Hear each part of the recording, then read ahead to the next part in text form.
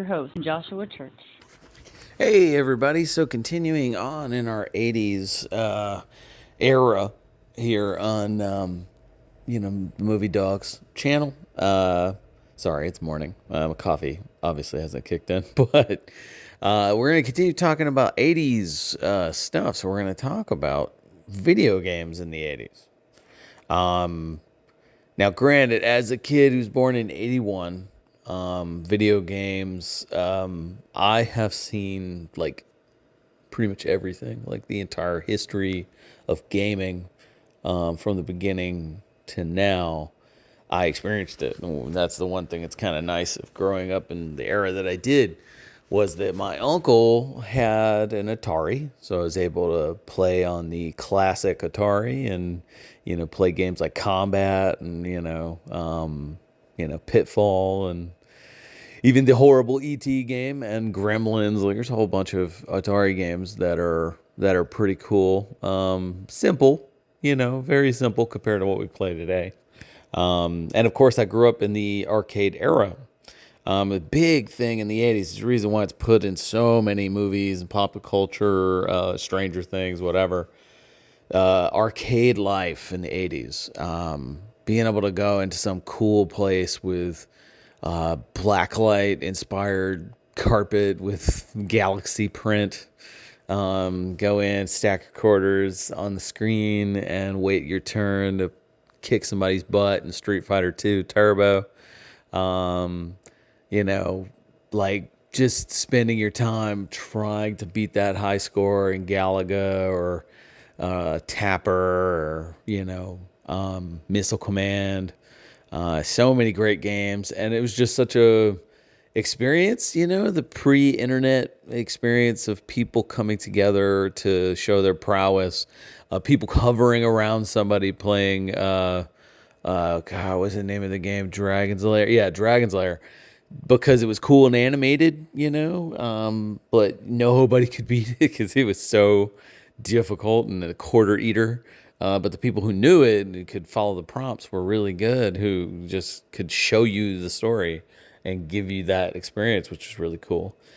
Finding somebody who was good enough to beat, certain games was always a thing. And then once NES hit, and it became like, oh my God, you can play video games at home. And granted, the arcade games were always way better, but the home games, introduced like that kind of comfort of, started with Mario and Duck Hunt, and then moved on, from there and just kept getting more intricate.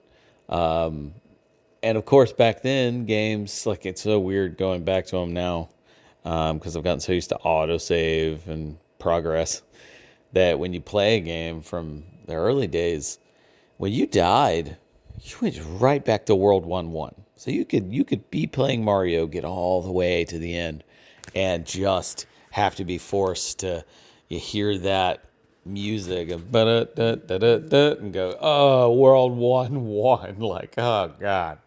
Or trying to get in deep into Star Wars, but realizing that you were just gonna get kicked back to Tatooine.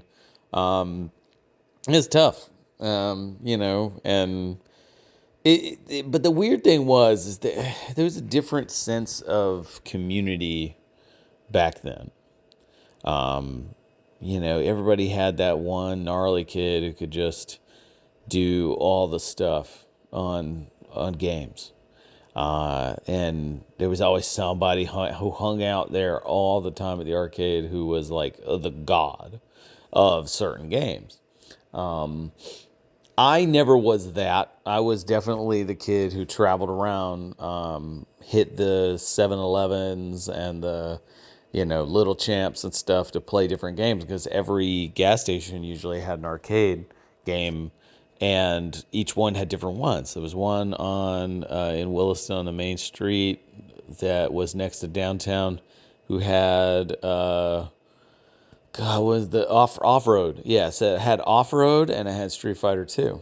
And then another one down further had Pac-Man or Galaga, And then another place that I knew had Mortal Kombat, so you could go around to different spots and play different games. And then when the arcade, actual proper arcade opened, they had a whole bunch. And then once NES and Super NES and all that started hitting, I think it was midway through the NES era. Games, like, it's weird. The arcades just stopped. You never saw them. You saw them at the mall, and everywhere else, no arcades. It started drying up so crazily. You stopped seeing them in gas stations.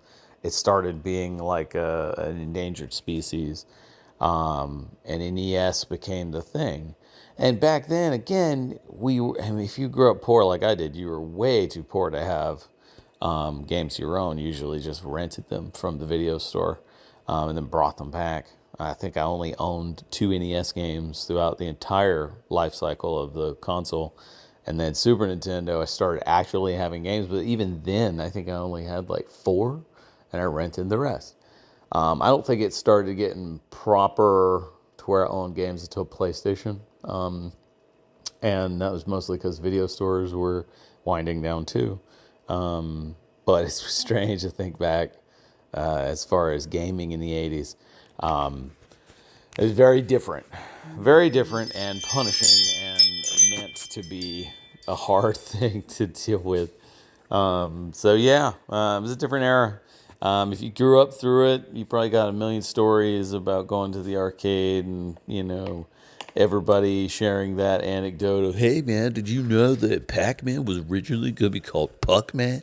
Because it was there in Japan, and when they brought it over, they knew they had to change it to Pac-Man because somebody would vandalize the side of the Puck-Man machine and turn it into F-Man. There was always somebody who knew that. And in the NES era, stories like that had to get around because there was no internet. Um, Everybody knows the pain of playing Ninja Turtles, the first Ninja Turtles game, and doing that underwater level where you had to go through the seaweed that would shock you and get air. That created a lot of anxiety, I think, permanently in the hearts of gamers.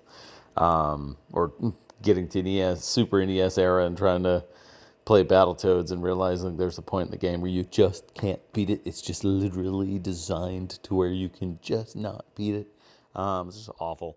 Anywho, I'll talk to you guys soon. I appreciate you, and on to the next chapter of our 80s saga here on the Movie Dogs. Peace. Hey, like and subscribe. Be sure to check out more of the content on the Movie Dogs channel. All the reviews and cool remarks and cool guests like me, Josh Church, the owner of River Monster Comics. We are in Dunnellon, Florida, so if you're ever in the area, come by and check out the shop. Get some cool nerd stuff, comics, pops, toys, whatever. And swing by and just have some cool conversations about movies and all things pop culture. We appreciate you. See you soon.